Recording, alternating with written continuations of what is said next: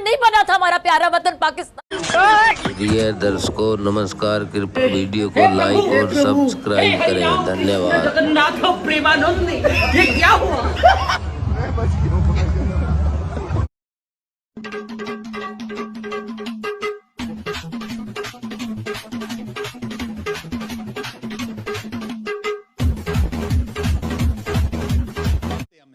मैंने बुखार से भी मेरा इंतकाल होना है, मैंने मर जाना है, मैंने खुद को हमले में भी शायद मारा जाना है, वो भी जब अल्लाह का हुक्म होगा, किसी का बाप उसके बगैर नहीं। आज उसका इफ्तिताह होने जा रहा है, दी लॉन्गेस्ट सी ब्रिज, जिसकी आवाज दूर दूर तक सुनाई दे रही है, उसको आज उसका इफ्तिताह करेंगे, उसको इनॉग्रेट करेंगे भारत के प्राइम मिनिस्टर नरेंद्र मोदी साहब।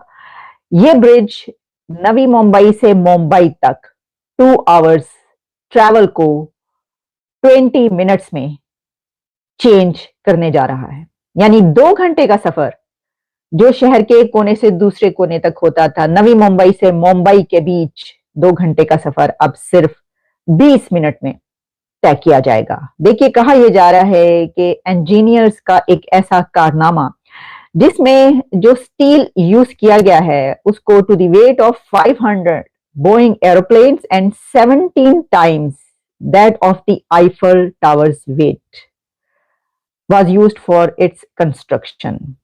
इसमें सबसे बड़ी अहम बात जो मैंने आपको ये बताई कि ना सिर्फ ये कि मुंबई से नवी मुंबई जो है उसके बीच सफर बहुत अब जल्दी तय हो जाएगा, उसी के साथ कई ऐसे शहर भी हैं कि जिनके बीच में भी सफर कहा जा रहा है कि उसका डिस्टेंस भी बहुत कम हो जाएगा, और सिर्फ 250 रुपीस वहां पर जो टोल है वो गाड़ियां जब देंगी तो उसके अंदर वो सफर इतनी जल्दी तय हो जाएगा। अब इसमें यह भी कहा जा रहा है कि 70,000 व्हीकल्स जो हैं are expected to use the bridge every day, और इससे जो तरक्की की रफ्तार है वो बहुत तेज हो जाएगी।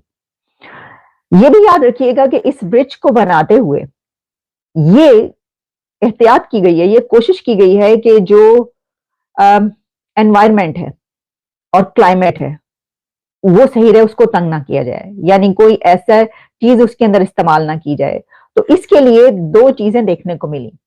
एक तो ये कि जो नॉइस बैरियर्स हैं वो लगाए गए हैं कि मैरीटाइम यानी जो भी वहां पर समंदर के अंदर जो आबी हयात मौजूद है उस तक जो है वो गाड़ियों का शोर या वो तंग ना करें, इस चीज का जो है वो ख्याल रखा गया।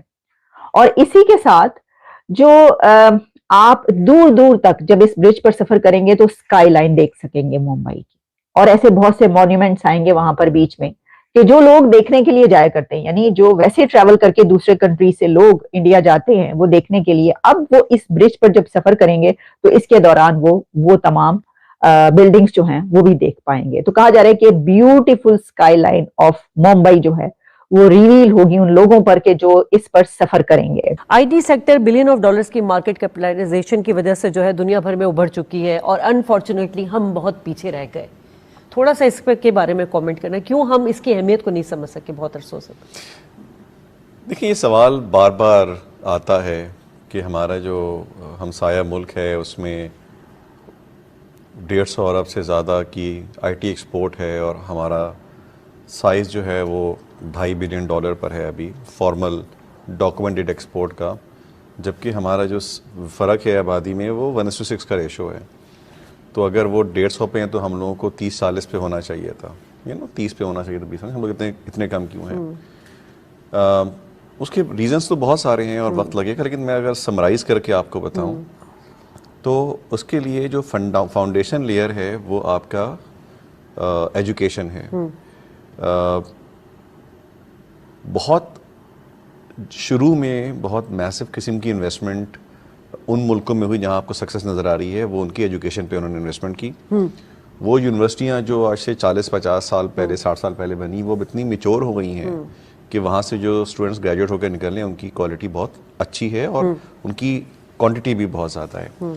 तो एक तो हमारा ये वाला अभी तक हमारा हैंडीकैप है कि हमारे पास अभी हमारा जो एजुकेशन का जो सिस्टम है वो इतनी ना क्वांटिटी में और ना क्वालिटी में इतने ग्रेजुएट्स नहीं प्रोड्यूस कर पा रहा जितना आईटी सेक्टर को ज़रूरत है। जो दूसरा एरिया है वो है ब्रांडिंग का। पाकिस्तान, जैसे अभी हमने शुरू में बात की प्रोग्राम की, कि पाकिस्तान अनफॉर्चुनेटली क्योंकि बहुत सालों से एक ऐसी उस पे एक टैग लग गया है इसके ऊपर कि इस मुल्क में टेररिज्म हो रही है या इस मुल्क से टेररिस्ट निकल रहे हैं। तो ऐसी जगह हमने बात की थी, इकोनॉमी और ये सेफ्टी साथ साथ अटैच होते हैं, लॉ एंड ऑर्डर। तो वो चीज़ बहुत मैटर करती है। तो पाकिस्तान का ब्रांड जो है वो इकोनॉमी के पर्सपेक्टिव से इतना रेलेवेंट नहीं हो पा रहा, जबकि आईटी जो है उसका जो काम है वो सर्विसेज का है, और सर्विसेज ह्यूमंस देते हैं। आप समझते हैं कि कुछ कंट्रीज ऐसे हैं जो अपनी ग्रोथ को बढ़ाने के लिए क्रीम जो है वो पाकिस्तान से और दूसरे कंट्रीज से स्किल्ड जो पीपल होते हैं उनको उठा लेते हैं। तो what do you think about कि आप पाकिस्तान को इसके लिए क्या करना चाहिए, और दूसरा ये कि पाकिस्तान इससे कैसे बेनिफिट ले सकता है? अगर जा ही रहे हैं हमारे लोग तो रेमिटेंसेस पॉइंट ऑफ व्यू से हम अपनी मनमानी सैलरीज या प्रॉफिट्स क्यों नहीं ले पाते, जबकि हमारे नेबरहुड के जो लोग हैं वो कर भी रहे हैं, ऐसी बड़ी पोजीशंस पे सीईओज लेवल पर हैं वो।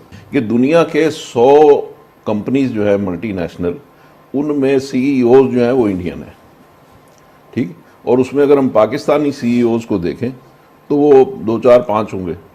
तो हम हमारे जो पाकिस्तानी सीईओज हैं उनको क्यों ना ट्रेन करें, पाकिस्तानी कंपनियों के जो सीईओज हैं उनको हम ट्रेन करें और उनकी कैपेसिटी बिल्डिंग करें, ताकि वो दुनिया की बड़ी बड़ी मल्टीनेशनल कंपनीज में जब अप्लाई करें तो वो उसके लिए क्वालिफाई करें और वो उनकी शॉर्ट लिस्ट में आए, और उससे फिर वहाँ का जो उनका सिलेक्शन प्रोसेस है। यू आर वेरी राइट, क्योंकि हमारे पास आपने सही कंपैरिजन दिया है कि ये इस चीज़ के ऊपर हमें काम करना जरूरी है। लेकिन सवाल ये पैदा होता है कि सीईओज को भी ट्रेन होने की जरूरत है। वो तो already they are owning, actually they are maintaining the organisation. Laws होते हैं, सोशल रिस्पांसिबिलिटी होती है, कॉर्पोरेट कंप्लायंस होती है, और टॉप नॉच पोजीशन पे अगर आपका कोई अपना कंट्री का ही कंट्री मैन बैठा हो तो फिर आपकी बहुत तमाम चीजों में जो एक नेगोशिएशन की जो एक क्वांटिटी बढ़ जाती है। पाकिस्तान का एक सॉफ्ट इमेज डेवलप होता है। अगर 100 सीईओज अगर पाकिस्तानी हो या 50 सीईओज पाकिस्तानी हो, तो दुनिया की कितने बिलियन और कितने ट्रिलियन डॉलर्स की जो इंडस्ट्री है उसमें हमारी रिप्रेजेंटेशन होगी ना। इस तरह की जो पोस्ट डिसीजन मेकर्स और जो एचआर और इस तरह की जो मैनेजरियल पोस्ट से लेकर ऊपर की पोस्ट है